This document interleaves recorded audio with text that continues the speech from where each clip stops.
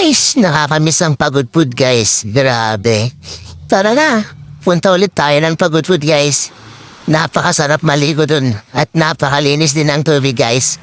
Napakapino ng mga buhangin. Grabe, ang ganda dun. Tara. Ang daming pwedeng gawin dito guys.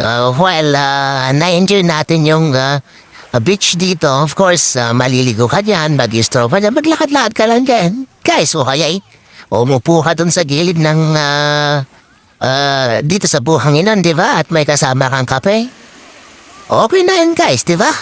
Ang saya, nakaka-relax itong place na ito. Kaya lagi ko tong naiisip guys. Kailan kaya ulit yung punta ko dito sa Pagudpod? Sa mga Daver Cats, tara na. Lagyan na natin ng kulay ang ating mga drawing. O, di ba?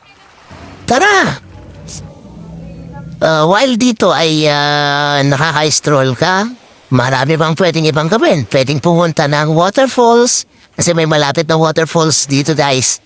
O kaya doon sa mga windmills, o diba? O kaya doon sa Kapurpurawan guys, na rock formation, malapit din dito guys. O kaya doon sa lighthouse, malapit din dito. Guys, tara! Punta na ng Pagudpod.